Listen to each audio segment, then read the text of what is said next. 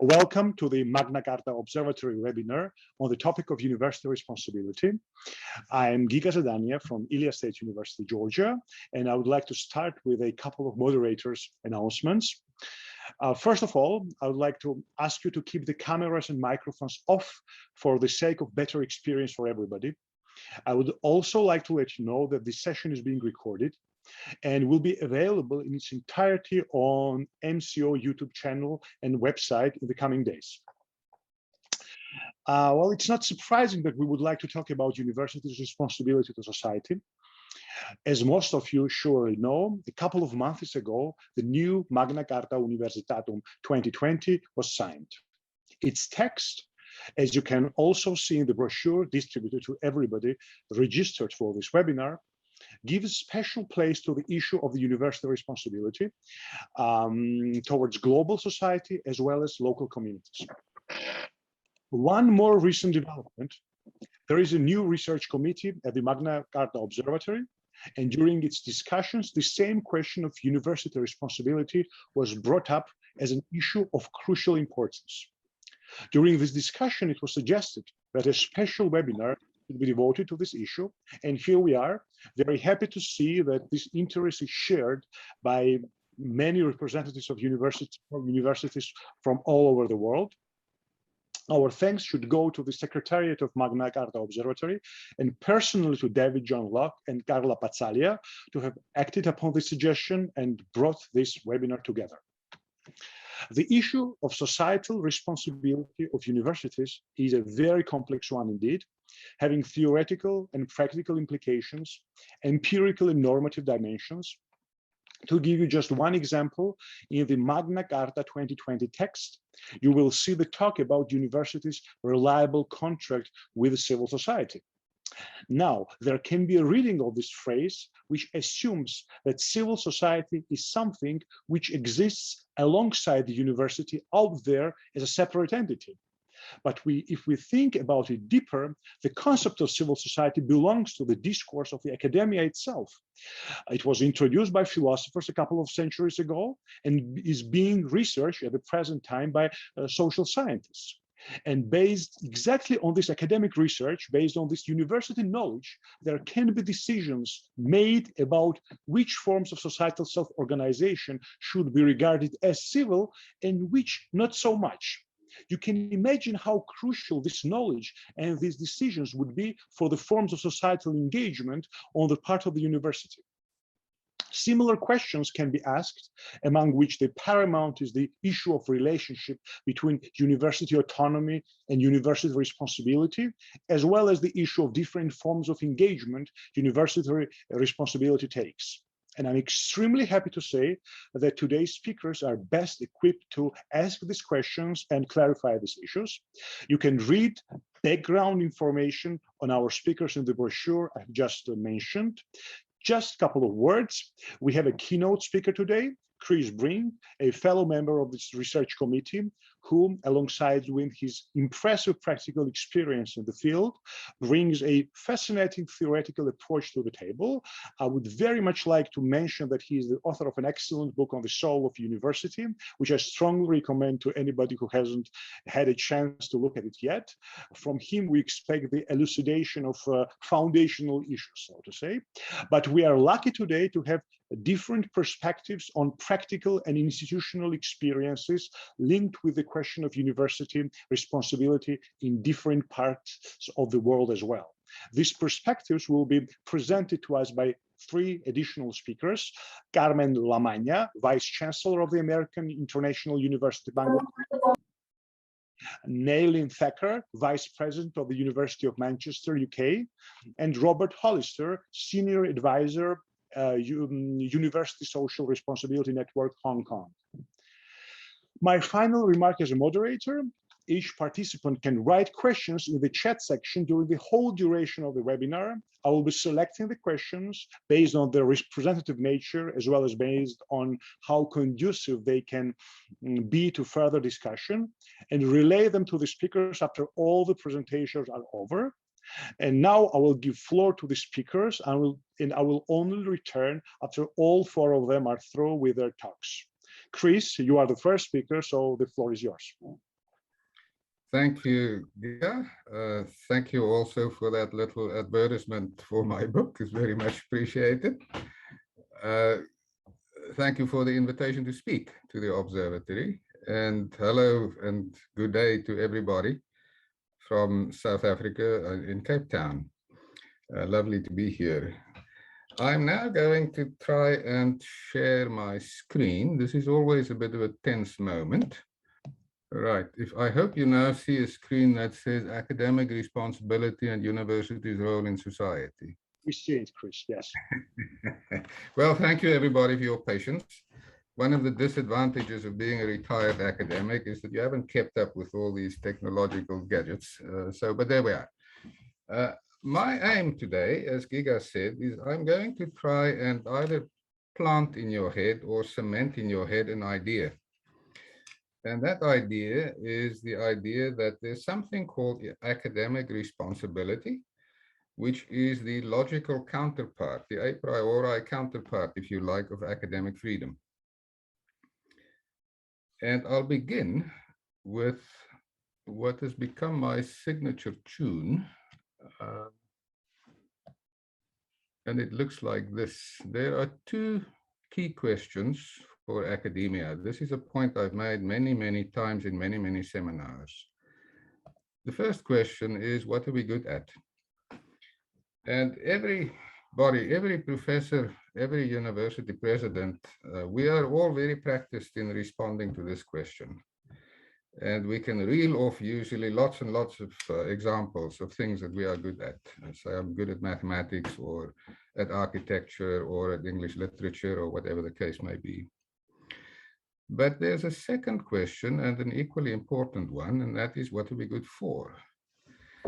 And we are much less accustomed on responding to that particular question, even though that is the implicit question that society asks of us. We do have a classic response to that second question, the good for question.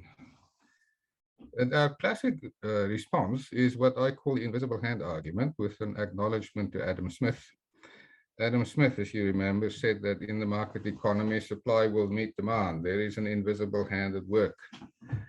And if you translate that into the academic domain, then we've always maintained that as long as we create knowledge freely, if we use our academic freedom, our curiosity-driven research to create knowledge, and we do it well, then that will, in the long run, that will automatically benefit society. Now, this argument really is just saying that if you have a strong response to the good at question, then that will suffice. That will be a good response also to the good for question. And I want to, you will see, cast doubt on this conclusion. But it's fair to say that there's a lot of truth in this argument. And in support of this argument, we have many examples. We have also a well-developed conceptual framework, and we easily and freely and often invoke our academic heroes and our standard values. And we talk about academic freedom. That goes back to Kant. We talk about knowledge for its own sake. That's mainly John Henry Newman, now Saint John Henry Newman. We talk about curiosity-driven research, the value of research, the relationship of research to teaching, and so on. That's the Humboldtian model.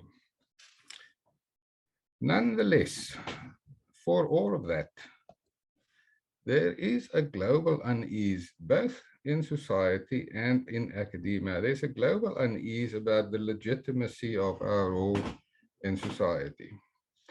And I thought this was very well illustrated at a conference in Bologna 2 years ago now. That was for the 20th anniversary of the Bologna process. And you see here on the photograph, more than 100, I think 130 or so university rectors and presidents assembled for that meeting, which had two purposes. The one was to celebrate the 20 years anniversary. And the other one was to begin a process of reconsidering the values of higher education. That is the process that Giga spoke about that is still unfolding. And also the process that, in a sense, led to the revision of the Magna Carta. to the 2020 version. And I thought the point was very well illustrated in the documentation of that conference. It said, universities don't exist for themselves or for the professors. They exist to play a role in society. We are an integral part of society. It's not, again, I'm latching on to what Giga said. It's not that here is academia and there is society. We are an integral part of society. And then it asks the question, are we ready to move beyond the present indicators of productivity in research and teaching? Now, that is polite language for rankings and league tables, as far as I'm concerned. Are we ready to move beyond the sort of vanity-driven rankings and league tables and integrate what we see as our scientific and academic excellence with social responsibility? And the key word here, of course, is responsibility. And at that time, you will remember what that time was 2 years ago. It was a time of heightened populism, strongly anti-elitist and anti-intellectual tendencies. And that was part of the legitimacy question that we faced then, and we are still facing now. We still look as if we are standing apart from society. Let me latch on to this line of thinking with the following observations. First, the invisible hand argument might be true. In fact, most of us think it is true, but it cannot be the whole truth. And the reason for that is that the benefits of the invisible hand, that automatic return to society of return of investment or in good, excellent research and teaching, it's slow in coming, it's unpredictable in nature. You never can tell what is going to happen. Because by definition, the invisible hand is not responsive. That's what Adam Smith said. It's automatic. So, from the point of view of societal need, that argument looks uncomfortably like an abdication of social and moral responsibility. And that raises the bigger question, what is our academic responsibility to society, and how do we articulate it, and how do we exercise it? Now, let me change tack just a little. I would like to claim that there is an evolving change in our understanding of the mission of higher education. This change, I believe, has been happening for some time, and I'm going to give you some examples soon. It's been happening around the world, and it happens in various ways, under various names, with different terminology, but I think it all points in the same direction. So I'll give you some examples, and then I'll summarize it, and you will not be surprised by my summary. It will be heading in the direction of academic responsibility. Here's my first example, the idea of engagement. And this goes back to a much esteemed scholar called Ernest L. Boyer. You may remember him. He was the man who started the so-called 4 scholarships model, the scholarship of creation of knowledge, the dissemination of knowledge, the application of knowledge, and the integration of knowledge. And those 4 scholarships, a few years later, he published the Carnegie Report on that in 1990. A few years later, just before he died, he wrote a paper titled The Scholarship of Engagement. And he said, our outstanding universities and colleges remain, in my opinion, one of the greatest hopes for intellectual and civic progress in this country. And you can scratch in this country, for it's the same everywhere. I'm convinced that for this hope to be fulfilled, the Academy must become a more vigorous partner in the search for answers to our most pressing social, civic, economic, and moral problems, and must reaffirm its historic commitment to what I call the scholarship of engagement. That was 1996. It is as true today as it was in 1996. And as you know, the idea of engagement has become a standard part of the academic lexicon. And there are books about it. Here are 2 examples on the screen. There are international networks, the Talois Network of Engaged Universities, and we have the co-founder here on the panel today, Professor Rob Hollister. We have conferences still on the Engaged University. There's an example on the bottom of the screen here in South Africa next week. The conference of the University South Africa organization will be titled the Engaged University. So very much become part of the mainstream, but I think we have to take stock. The first point is Many people think engagement is what they call the third mission or the third strand of academia, next to research and teaching. And I have a problem with that terminology, although I support the idea. The terminology seems to indicate that engagement is a third silo of activity, and that is very much, in my view, the wrong approach. Engagement is the deployment of our research and our teaching for societal benefit. And secondly, in my view, engagement cannot be an end in itself. If I may mix my metaphors a little, the whole point of an engagement is the plan to get married. And if you don't eventually get married, then that kind of loses the purpose of the engagement. So we have to have a metaphor for getting married, as it were, with society. My second example is the idea of responsiveness, and it follows from my previous argument. Engagement must lead to something. And responsiveness is most often invoked in the context of the United Nations Sustainable Development Goals. As you know, many universities, your own university perhaps included, they now have a portfolio of saying we respond to SDG 3 or 5 or 17 or whatever the case may be, and how they do that. And here too, there are international networks, there are universities devoted to this, there are books about it. There's a book that I edited appeared a while ago on making the context, the notion of responsiveness applicable to the equality crisis in South Africa. There's a book on the response of higher education to COVID-19, which by and large, I think went very well. So from engagement to responsiveness. My third example may be very familiar to some and totally unfamiliar to others. It is the idea of research impact. And if you live in the UK or in Hong Kong or in Australia, you would already be familiar with this. If you live in South Africa or in New Zealand, or I think in Poland, you would be seeing this coming up on the agenda. What it is, it's a new and additional category of research evaluation. Traditionally, as we all know, research evaluation looks at outputs. The outputs are books, academic papers, journal papers, conference proceedings, monographs, and so on. And these are evaluated in terms of citation indices and all sorts of internal criteria that we have. But this impact is a new category of research evaluation. It asks a different question. It asks what beneficial impact has the research of your university made on society at large, and what evidence can you provide of such impact? So this is doing no more than taking the academics at their word. The academics say the invisible hand will lead to benefits. And the question is, very well, we accept that. Can you please provide evidence of those benefits? And more in particular, can you provide evidence of those benefits coming from your own university, not just from academia at large? And it can be any evidence about improving people's lives in terms of the economy, technology, business, industry, innovation, health, culture, whatever you like. What was the benefit of your research? And as I said, this is already happening. It is the direction of travel is that alongside the classical research evaluation in terms of what are you good at, this is an evaluation in terms of what are you good for.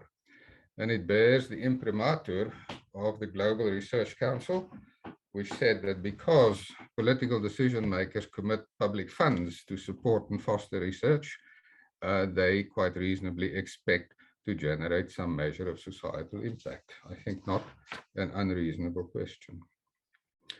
That was my third example. My fourth example, I will just mention, it's university social responsibility, because we have Professor Hollister speaking later exactly on this topic. So I put it up here for completeness, and also just to make the point again about how the word responsibility is becoming part of our academic discourse. So here are 4 examples. These are what you might call empirical evidence for the idea of academic responsibility. And the logical or a priori evidence for the idea of academic responsibility is very simple. No freedom comes without responsibility. You can talk to the ethicists about that. The thought is that unfettered freedom must begin to turn in upon itself and destroy itself. There must be a responsible way of exercising your freedom. And if that point is true in general, then I see no reason why we should think that academic freedom is any different. So if we have academic freedom, it's a perfectly reasonable conclusion to draw that we must also exercise an academic responsibility. And as you know, we spend a lot of time thinking about and talking about academic freedom. And my contention is that it is time to give equal attention to academic responsibility, by which I do not mean our internal responsibilities. I agree with and I subscribe to the internal responsibilities that we have about research integrity and objectivity and rigor and rationality and all the things that we're familiar with. But this, what we're talking about here, is our responsibility to society. And so well done to the updated Magna Carta for leading us in this direction. As you know, the original version led off with the classical values: autonomy, independence, academic freedom. And the updated version reaffirms all of that. We still believe all of that, but it adds the principle of responsibility to society. And it says very explicitly, university, when you sign that, your university will acknowledge that they have a responsibility to engage with and respond to, that's responsiveness, to the aspirations and challenges of the world and to the communities they serve, to benefit humanity, to contribute to sustainability. So the updated Magna Carta goes on to say, universities require a reliable contract with civil society, and this is where Giga started, and this is where I will end. In the documentation for this webinar, it follows up that point by saying universities require a reliable contract, a new contract with civil society. The old contract has to be supplemented. But what does that look like in practice? Your documentation asks, what does that look like in practice in the many different countries and cultures from which the MCU signatories come? And my response to that would be, to the idea of a contract, I would add, the basis for such a contract, in my view, should be the principle and academic responsibility on the other hand. It is time for us to recognize, I say, that we should spend at least as much time and at least as much effort meeting our responsibility to society as we do on free knowledge creation and dissemination. And I'll stop there. Thank you for listening.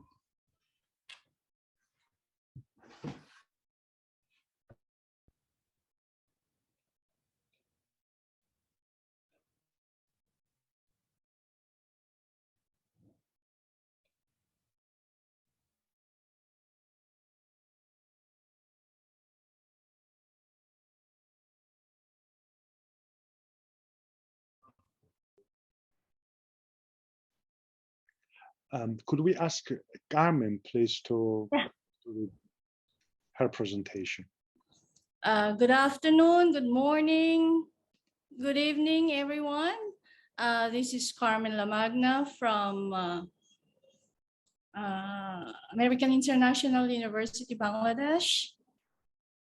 Okay, I am from Bangladesh, and I will be sharing the case of AIUB on the social responsibility of higher education in the country, specifically the American International University.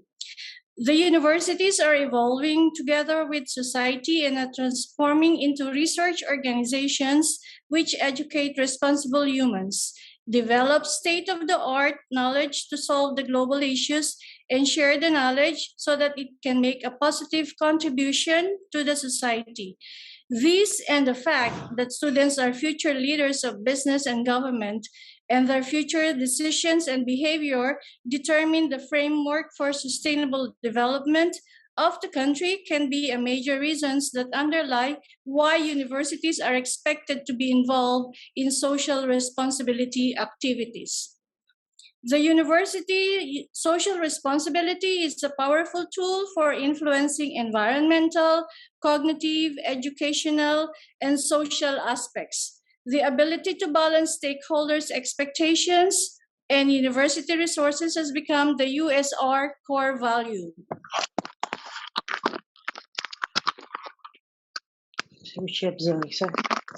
I can share.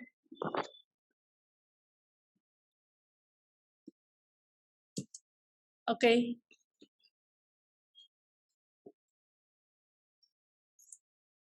I'm sorry.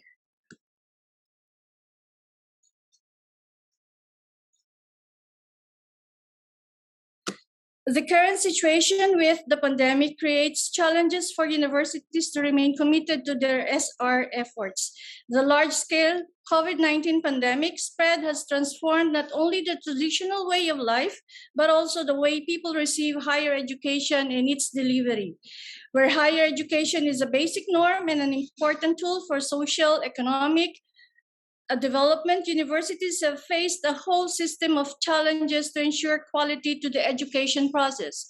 The massive shift to online education, reduced student enrollment and mobility, limited mobility and intensity of academic cooperation, change in priority of research and educational programs, and lack of technical equipment and competence for online learning. Under the crisis, the universities are urged to communicate empathy, understanding, and support, and should first focus on the people they depend on most, the students. The absolute top priority should be ensuring students' comfort and safety, and in the light of the recent events, it would be extremely narrow-minded to ignore the importance of SR practices that could provide stakeholders and society with support and ensure the future thriving of an organization. Higher education must not be limited to an urgent development of curricula immediately available, but instead ensuring that the university teachers' professionalism and consciousness, the quick retraining for using educational online platforms. The USR is manifested in the training of highly professional personnel and improving the quality of the human capital. Given that the universities as social institutions can influence a variety of students' interests, communities, and societies, the key task today should be preventing discrimination, upholding equality, equity, and inclusiveness. USR can be put into practice when university leaders emphasize responsibility to the public, ethical behavior, and the need to practice good citizenship. University leaders should be role models on ethics and protection of community health, safety, and the environment. Practicing social responsibility refers to the support of issues that are important to the public, but are within the limits and resources of the university. Examples of such issues include improving education in the community, pursuing environmental excellence, practicing resource conservation, promoting and improving the health of the community. It is the norm to identify universities as research organizations. Therefore, universities may ensure USR by guaranteeing that their research activities benefit the stakeholders. Universities should play the leading role in promoting the USR because it provides an approach for contributing to the development and sustainability of science, technology, and research. Universities can tailor their research missions to produce research that benefits the public, the local economy, and the society. This can be accomplished through the joint efforts of government, universities, and industries. Now, in the case of AIUB, we have now more than 10,000 students with 325 faculty members in 4 faculty. AIUB is a motivated community of academicians and researchers with a shared dedication to the quest of knowledge, the value of community service, and the importance of dialogue to a stable and flourishing society. AIUB has assumed leadership roles in collaborations intended to ensure the development, environmental excellence, and sustainability of the community and to boost the economic development. It is committed to advancing higher education by utilizing USR in partnerships with the faculty, students, community, and the industry through the following areas: institutional management. On environment, practice USR by promoting sustainable development procedures for the management of the campus. AIUB enforces energy-saving measures and promotes the use of renewable energy sources. It encourages reduction in the use of paper by going paperless for internal communications and by recycling the waste products. It strives to create a pleasant, green, healthy, and safe campus environment for the students and the staff. Solar cars, solar panels, and hydroelectricity have also been used in the architecture of the campus, powering by its substation. AIUB's social cognitive development is committed to providing access to all social programs, irrespective of material resources, by providing students grants, parallel program certificates, and professional program certificates. Free workshops and training conducted by the Institute of Continuing Education. In the academic development, immediate shift to online education process to ensure that educational resources are delivered online through printed materials or broadcast through special mediums. University and industry collaboration. We have signed multiple agreements to collaborate on research programs, educational and economic development, and environmental excellence. In the community and social engagement, from the day we were founded, AIUB has participated in the betterment of the local and national community through a number of activities and initiatives. Having the students and faculty members provide these services promotes a sense of civic responsibility and enables the students to become socially responsible citizens. The architecture department has implemented an adaptive dwelling solution for the slum areas. The produce from an agriculture and dairy sister company is sold to the AIUB employees, and of course, cow dungs are collected for fertilizers for the vegetation and the trees and the plants.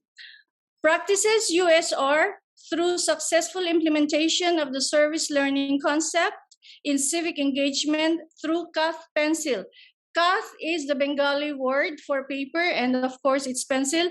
In the video which I will be showing after the presentation, you will understand what you will see what are our social responsibility services to the community. We have also outreach program to high secondary students with free online workshops on computer basic skills.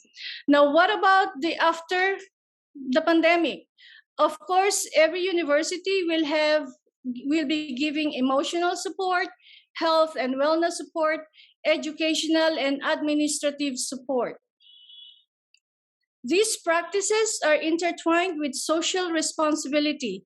AIUB demonstrates the potential to tackle challenging issues. This helps to form mutual understanding, keep the stakeholder satisfaction at high level, and provide the society with responsible leaders of tomorrow. As educators, we need to offer the chance at a well-rounded life for all students. It is our job to motivate with confidence, and the teaching life skills is as essential as instructing students about their responsibility as a citizen. Universities can be an important environment in applying USR through the use of research and other services. It can also actively network with other universities and the industry to enhance students' engagement in the society. USR can be used to achieve sustainability in societies. And before I end, with the MCO 2020, it calls for civic responsibility of higher education institutions as global knowledge networks embedded in local culture, contributing to the future enrichments and further development, understanding leadership roles in communities through research, integrated teaching and learning. With this, I would like to thank all of you, but I am still sharing the video which was shown in the MCO signing ceremony. Okay, just give me a few minutes.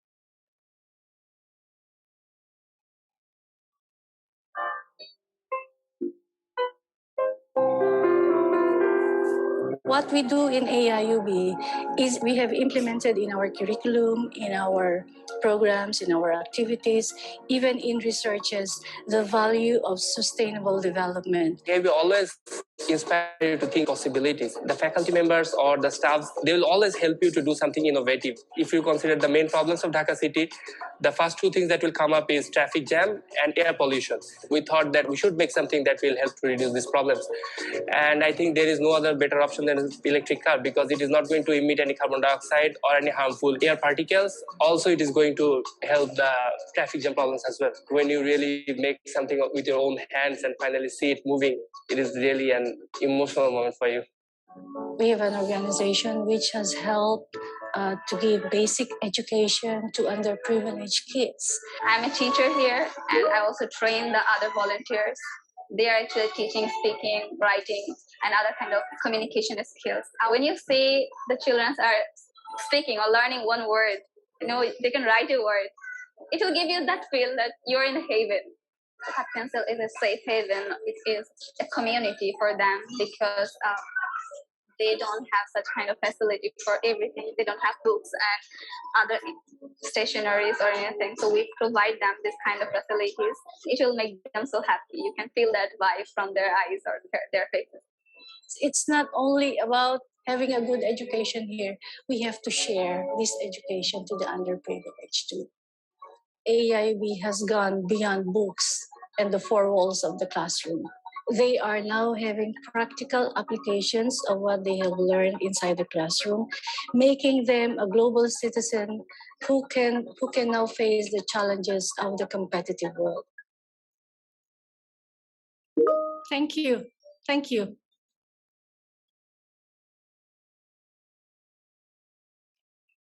Thank you so much, Carmen.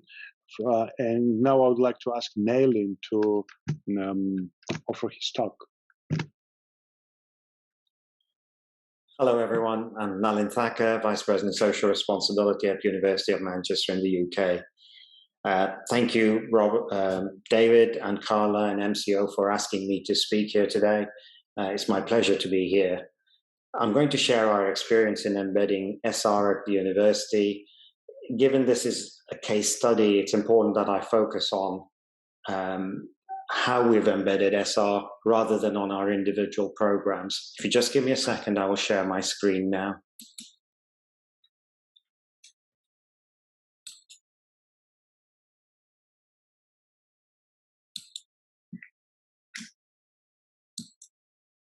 Oops.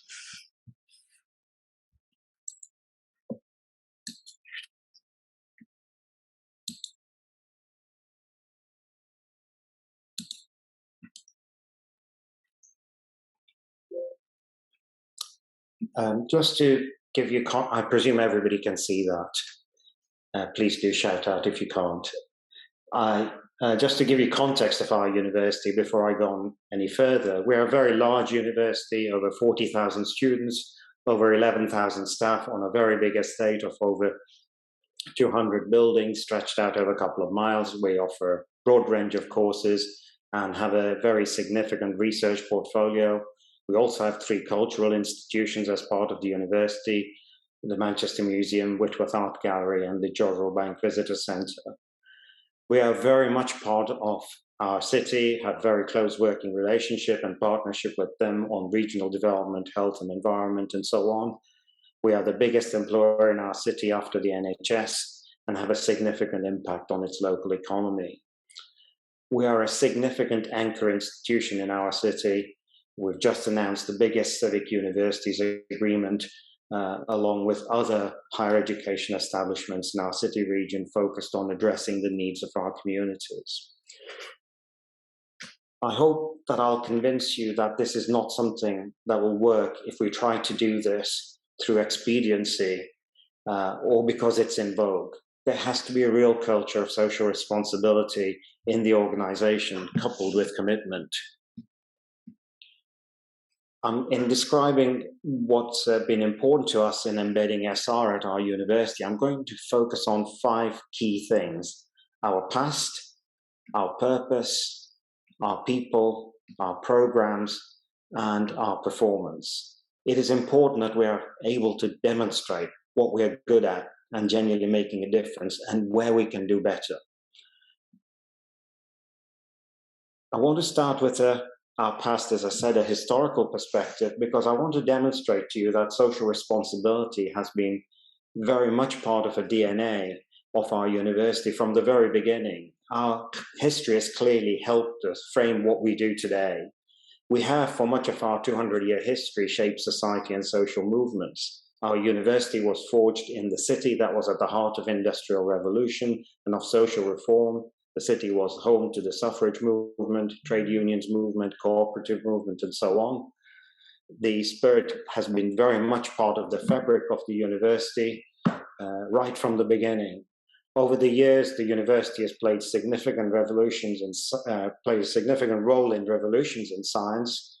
We are the home of the atomic theory and early work on splitting of the atom, first short program computer, 2D materials, amongst many other important groundbreaking discoveries and innovations. But from the very beginning, the university set pace in challenging the normal. We can trace the origins of the university to 1824, where it has emerged as a college for training mechanics. At its foundation, there were no religious tests for admission, unusual for that time. In 1874, it introduced the first academic course for women. In 1904, we appointed our first female academic. In 1979, we appointed Britain's first Black professor. And in 2010, we appointed our first female vice-chancellor, Dame Nancy Rothwell. In 2011, we became the first university in the UK to make social responsibility a core goal of the university, putting SR, social responsibility, on an equal footing with research and teaching. And it was embedded in our strategy Manchester 2020. The core goals map to our values that are enshrined in our motto, Cognito Sapientia Humanitas, knowledge, wisdom, and humanity. Our motto was set long before the term SR was ever used at university, but you can see our core goals of research, teaching, and SR map perfectly to these values. They are core drivers of our university and our answer to the question, what are we for? For us, social responsibility is both having a set of values and unifying theme that run through our core research and teaching goals, helping to give purpose and meaning to our full range of activities that make positive contribution to the world, but also a distinct orientation of practical and measurable activities in our university, defined by our commitment to public and civil engagement, equality and diversity, environmental sustainability, cultural engagement, staff, student, and alumni volunteering, university HR and procurement processes, and widening participation, and so on. So yes, we need values, but we also need to translate these into practice with measurable outputs. As I've said at the outset, leadership is vital in driving SR with purpose and determination. We're extremely fortunate in having Dame Nancy Rothwell as our Vice-Chancellor. She has always had strong commitment to public engagement with science, from her 1988 Royal Institution Christmas lecture to appearing more recently on Desert Island Discs. It was her leadership that led SR to being made a core goal for the university. Embedding our commitment has also involved to SR has also involved putting in place key appointments, having a VP for SR, which I occupy at the moment, and also having a senior director to lead SR to be part of the senior professional services leadership has been vital to us. These are two unique roles in higher education, as far as I know, don't exist anywhere else in the UK. Having history, embedded values and leaderships is fine, but ultimately to deliver something, you need a strategy with a coherent and systemic approach. Our current plan for SR is based on 4 key objectives: social inclusion, better health, environmental sustainability, and cultural engagement. We do this on the campus through our university operations, through our civic work in our city region, Greater Manchester, and throughout the world through our research and teaching. These are some of our work themes under the, excuse me, just.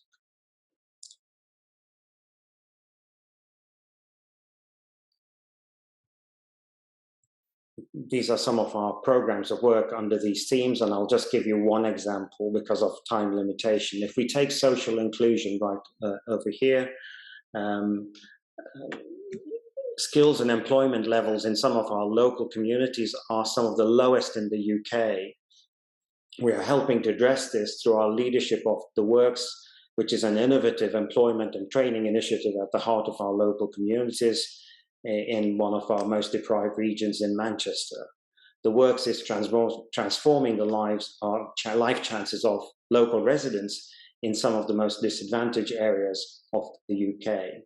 It provides opportunities and support to job seekers, recruitment training, job matching to local employers, including the university. This scheme has now helped over 4,000 people back into work. Underpinning these 4 priorities are 3 things we try to bear in mind to ensure this work is professionalized and leads to the greatest impact. We have an institutional strategy that embeds SR at all levels. We focus on what the world wants from us through the focus on sustainable development goals.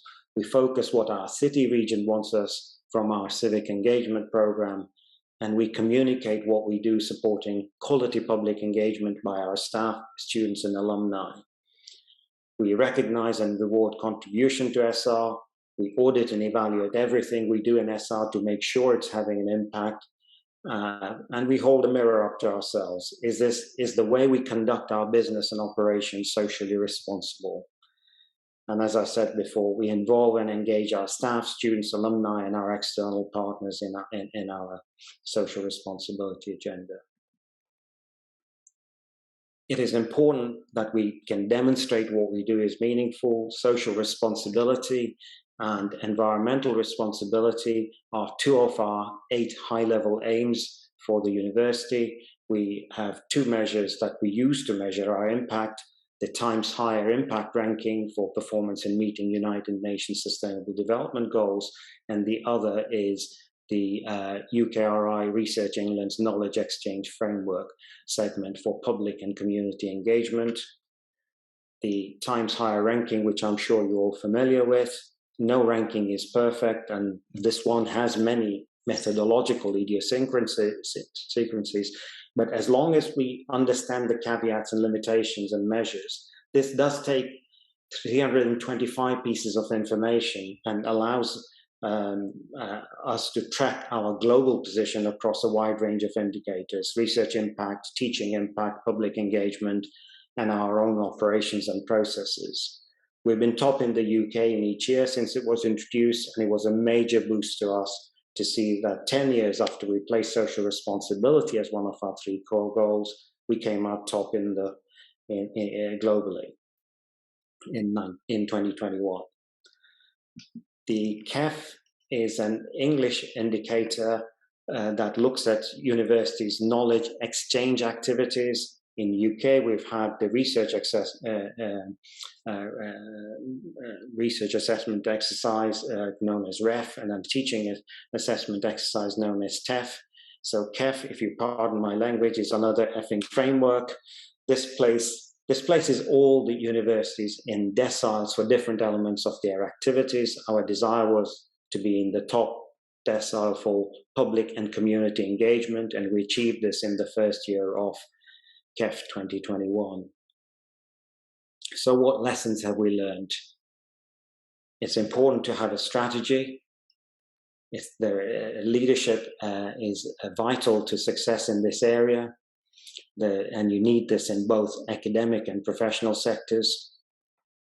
You need to take an outside-in approach. You need to know what the world wants from you, what your city region wants from you, rather than what are you going to give it. You need to hold up a mirror to yourself just to make sure that your processes and the way you conduct your business meets your social responsibility ambitions. And I've talked about the power of our place. Manchester, where we are, and our history has been essential in where we are today. And partnership, of course, is vital if you're going to succeed, both locally, nationally, and internationally. We couldn't do the work without our partners. I promise you I'd prepared this slide before Chris spoke, and this is what I said. This is not about what we are good at, but what we are good for. So I was glad to see Chris mention it right at the beginning. I hope this talk has been useful.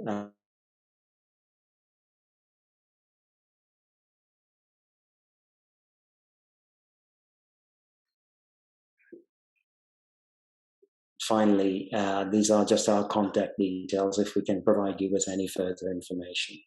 Thank you very much for listening. Thank you very much for the presentation.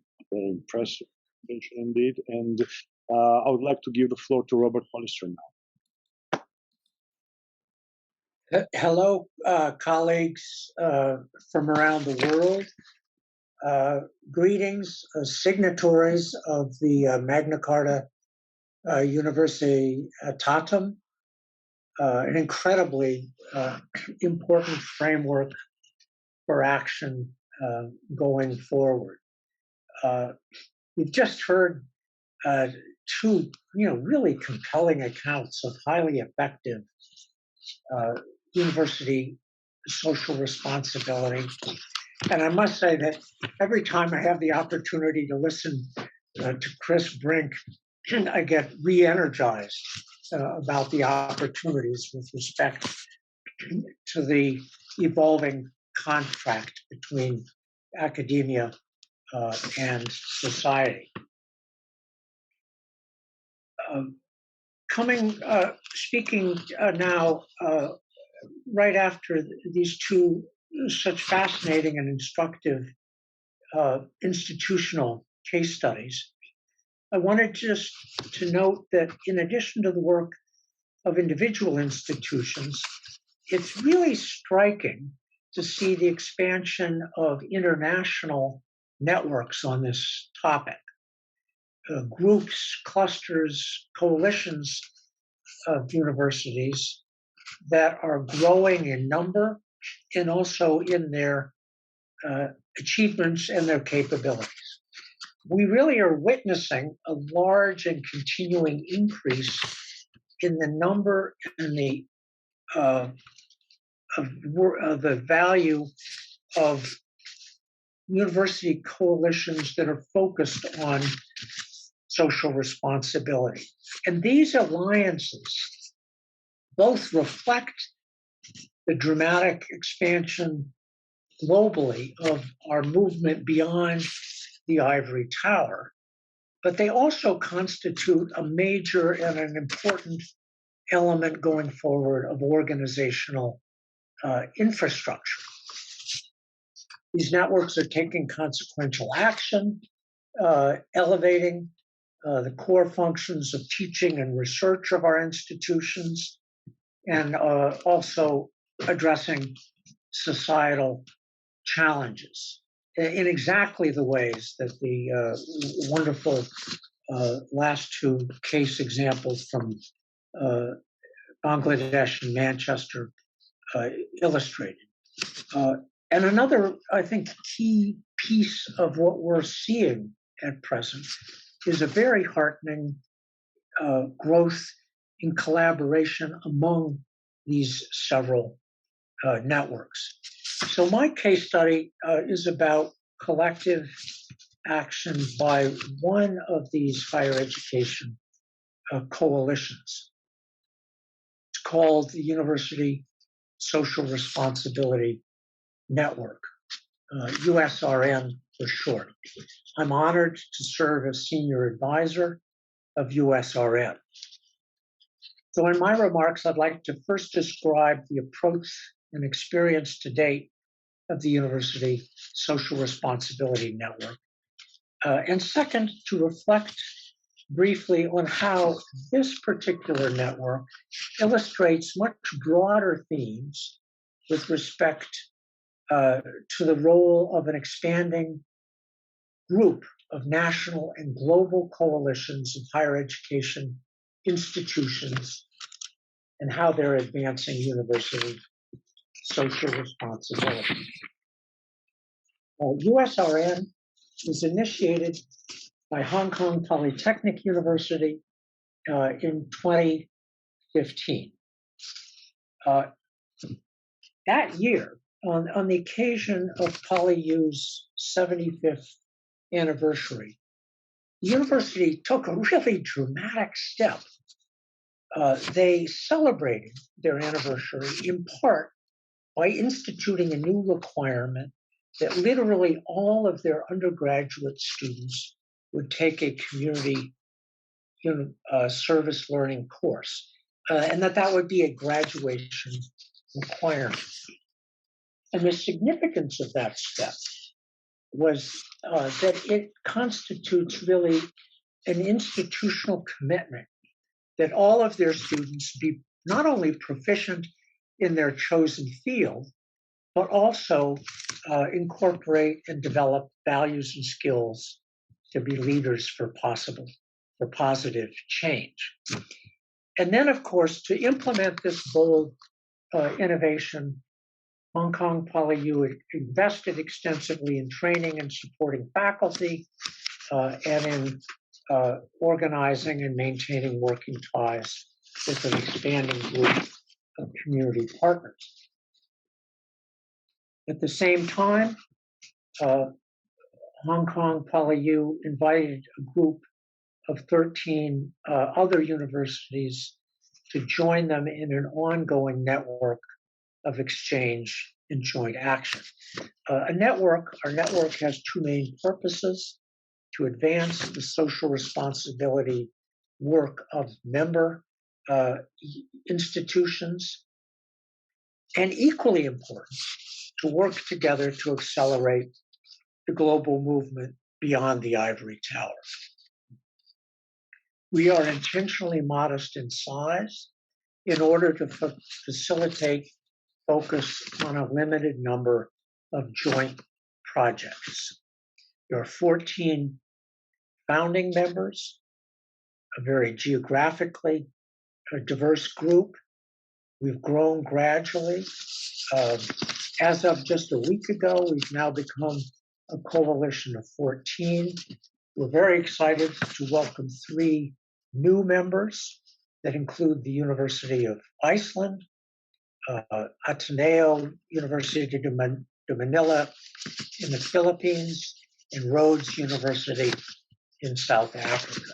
And each of those new members brings distinctive strength to our collective endeavor.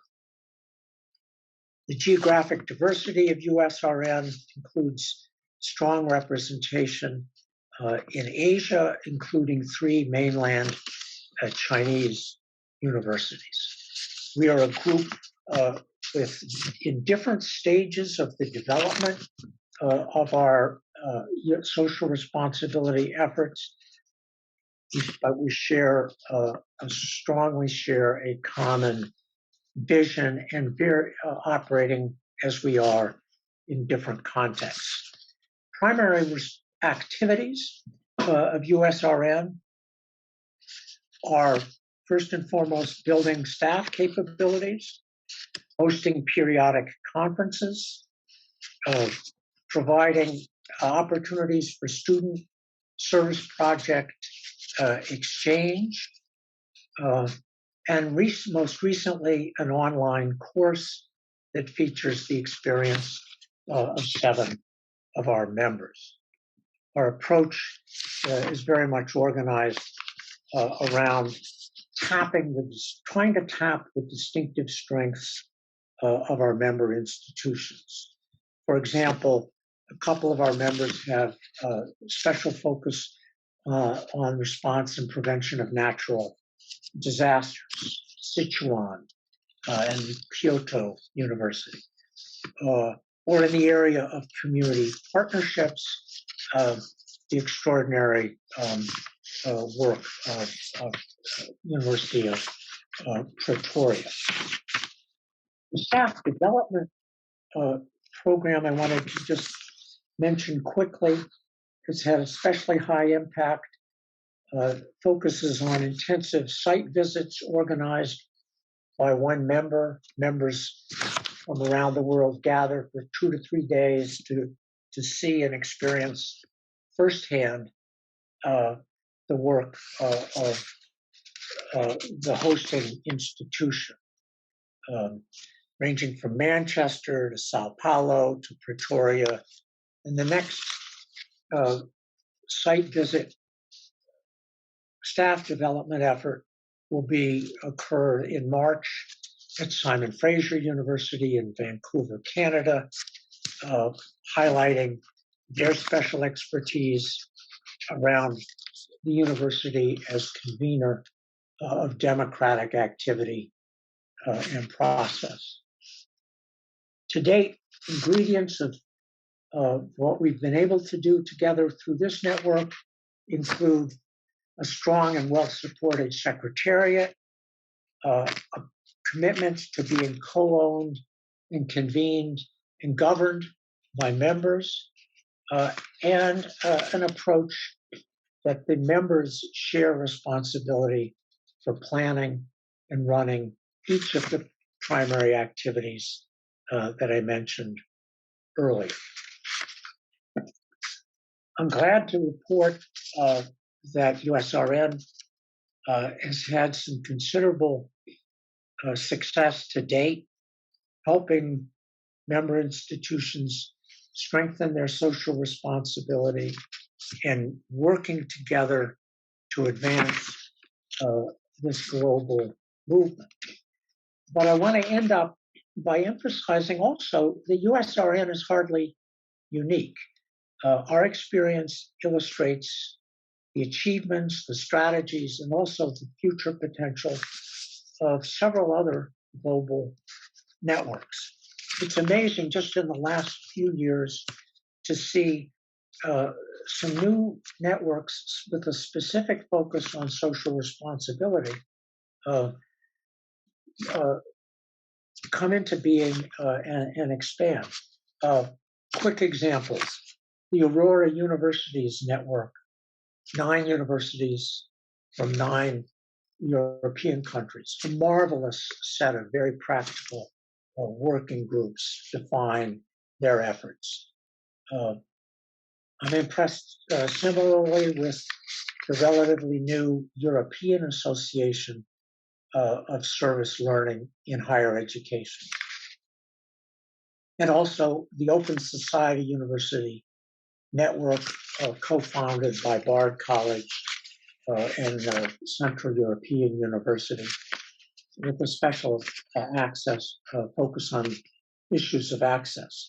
And then, of course, we've got the longer established networks that are becoming additionally robust just in the last 2 and 3 years. And they include the Latin American Center for Service Learning, which is a premier provider capacity building training globally, and is undertaking a breathtaking multi-year initiative to institutionalize service learning in Catholic universities. A pioneer in our field and a continuing force is the International Consortium for Higher Education, Civic Responsibility, and Democracy, supported by the Council of Europe and University of Pennsylvania. Highly influential convenings and publications. In one of Chris Brink's slides showcased their most recent terrific book on responsive universities to the pandemic.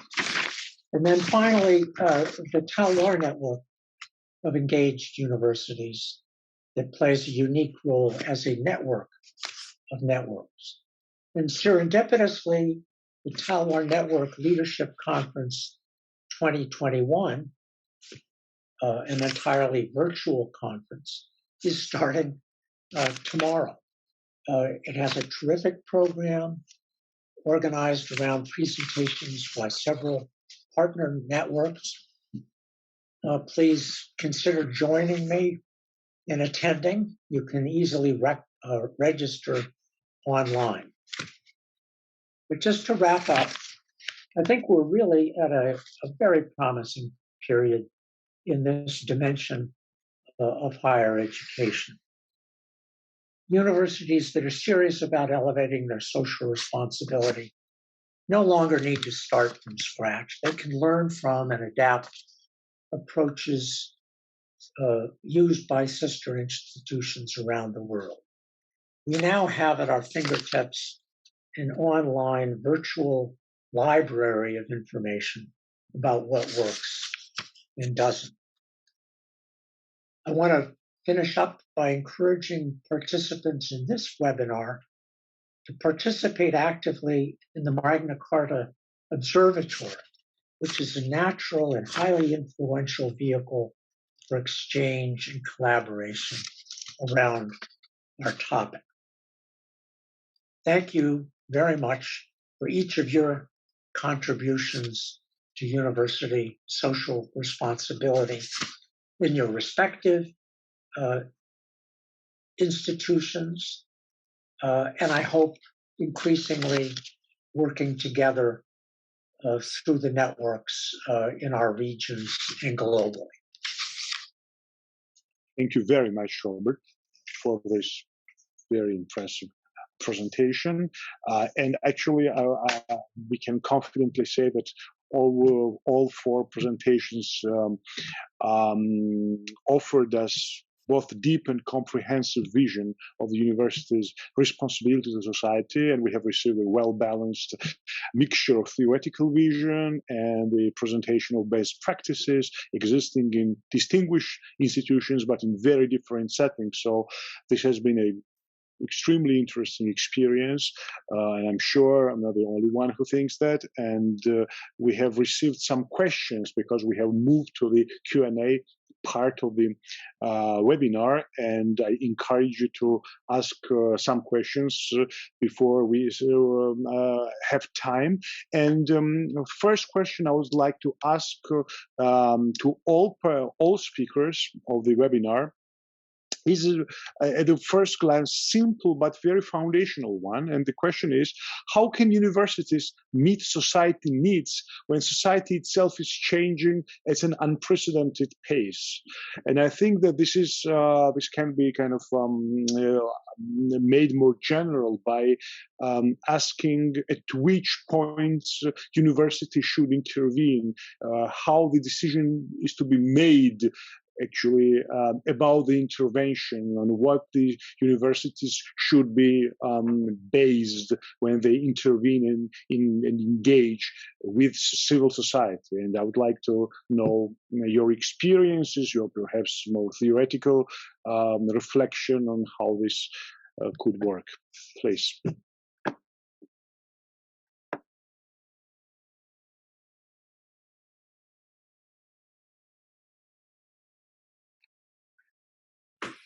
Shall I make a comment?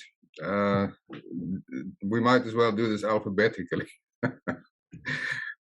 I think the answer to that question is that we must get rid of the idea that we have a sort of a pool of knowledge, and then we go out to society and we say, look, I know a lot about a lot of things and I'm here to help you. What's your problem?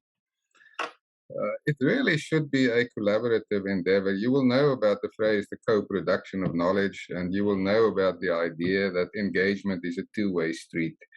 As society is changing, we should be there alongside it. And so we experience the change as much as society experiences the change. So if we are an integral part of society, then I think this is not a big problem. This is something that we would experience ourselves, and so we would know what the issues are. But I'll hand over to my co-speakers to hear if there are different or complementary views. Thanks. Please, Malin. Okay. Go ahead. I agree with Chris, because the society is changing, so is the university. So it's two-way. I mean, it needs academic leadership, it needs professional leadership. We all need to have this collaboration between the university and the institutions and the industries. So it's always two-way. And I mean, it doesn't mean that the society is changing. The universities are not changing. Both are changing. So when the society changes, the university will change according to the changes of the society. Thank you. And Mr. Malin, Thakur.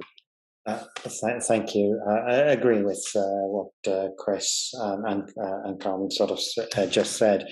I think the important thing is we are part of society, and the other approach that I was describing in my talk is taking an outside-in approach. So what does our community want from us, and what does the world want from us? It's important to take that approach rather than what can we offer you, as Chris described. The other thing is you must have a good level of engagement to understand what the real problems are in your locality, more nationally and globally. So it is about engagement, which is absolutely critical to knowing what we can do to help what the real needs are. Robert, would you like to comment on that as well? Yes, I love Professor Thakur's principle, the phrase outside in, and I think the challenge and opportunity is to put in place practical mechanisms to very systematically listen to community partners, external constituencies, and to co-plan and co-execute our social responsibility work with them, mechanisms not only of listening and receiving information about changing societal priorities, but also ideally to be vehicles of accountability. At my home institution of Tufts University in the US, we had a good experience with, 1 year we convinced the president to host a presidential symposium on community partnerships. And we staffed him to invite a group of community partners, staff, and students to meet together for half a day to talk about how well is the university responding to local community needs.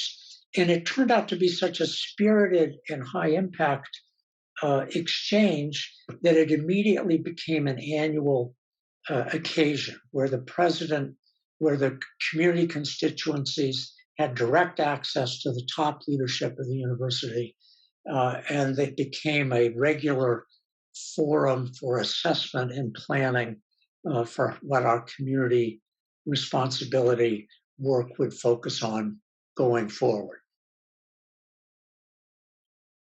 Thank you. And one more round of questions. There are some of which are quite interrelated. So one question reads as follows: universities face competing demands for their attention and the limited resources they have available. How should they decide what to prioritize? And then there are related questions: how can academic staff best be made aware and encouraged to respond to universities? Your responsibilities to society, and what about the role of students in university social responsibility? How can students be encouraged to be more involved? So perhaps we could start with Chris as well and go according to the usual order. Okay, thank you, Giga. I think the difficulty arises because there's still such a prevalent way of thinking of social responsibility as the third mission, the third strand of activity. So here you have research, and here you have teaching, and here you have social responsibility. And the moment you think, or your institution thinks of it in that way, then you have this debate about competing resources. How much goes into research? How much your time goes into research? How much goes to teaching, and so on? And the response, the answer to that, I think, is there must be a culture change, which we are trying to do in this webinar, in this forum, the MCO, all the organizations that Rob has mentioned. We are trying to drive a culture change that says, it's not about competing resources, it's about a different way of doing things. So specifically, on the very common topic that is mentioned that says, yes, but I still have to write my research papers, and I'm only promoted if I write a lot of research papers in highly cited journals. So where do I find time for social responsibility? You and your university and all of us should be encouraged to see this, that your research paper might well arise from your social responsibility. And your social responsibility exercise might well be part of your research. It's all an integrated whole. So the logical trick, as it were, is to get away from the idea that it's an either-or approach, and to get to an approach where it's both one and the other. Thanks.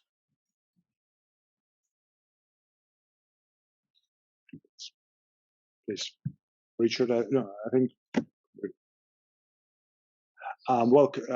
Carmen is actually having some technical difficulties. So before she comes back, perhaps we could ask her Malin to respond. Again, following on from Chris's and Mug's game, because he's answered it very well. You're not competing with resources against other areas. We have social responsibility as a core goal.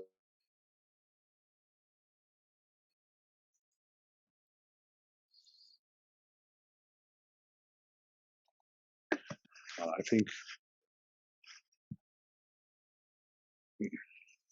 we are impact of our work. Sorry, did you lose me there? I'm sorry, I can't hear you. Lost you for a bit, so perhaps you could repeat the last couple of sentences. Yes, so as I said, it's not about competing resources. It's about, we have social responsibility as a core goal, just to highlight that it is important for us. It's about working with our research and teaching partners to sort of maximize the impact they have. And it's the issue about getting staff enthused about it. That's what the leadership is there for, and to sort of direct the organization to say, what are we for here? And the issue about student is that we can do this. Students are actually very enthusiastic. We don't have to sort of encourage them very much. They are much further ahead of us in this area than they're pulling us, and we let them pull us in the right direction. So we have various programs where we engage students. We have these grand ethical challenges that we offer to every student. They can engage on issues such as environment and so on. We offer special modules where they can take part in additional elements, and the uptake is really good.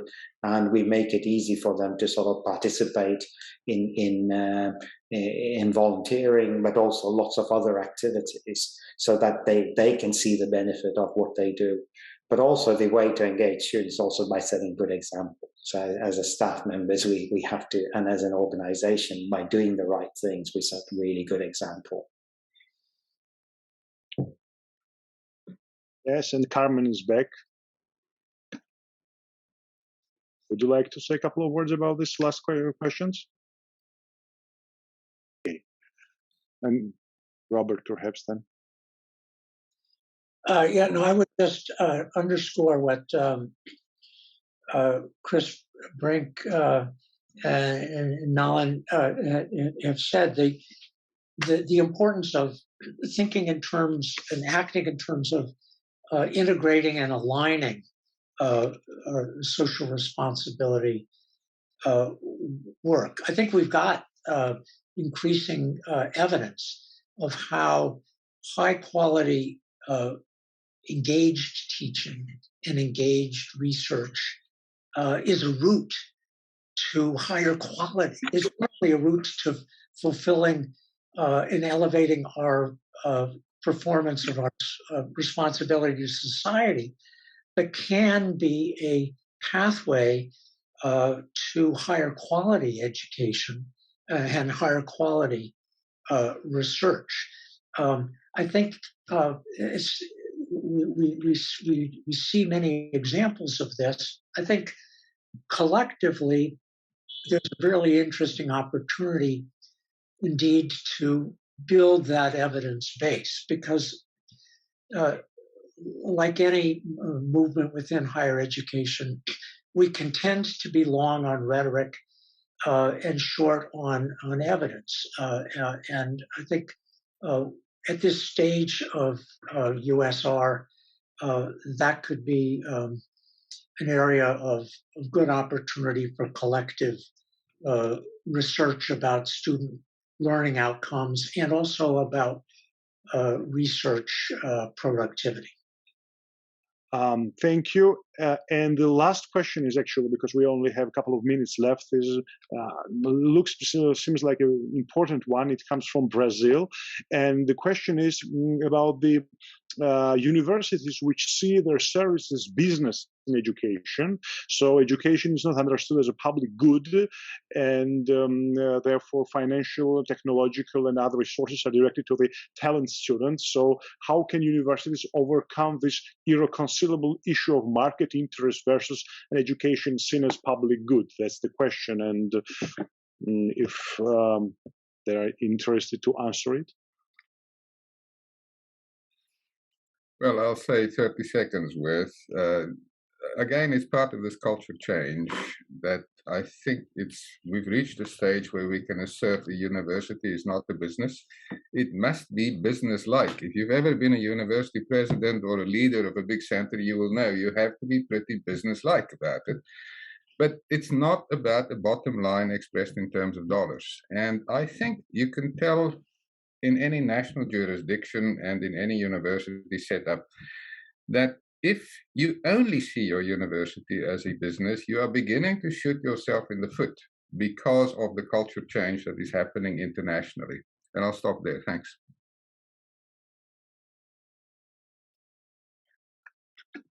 Any other answers or summarizing statements? Because we are really running out of time.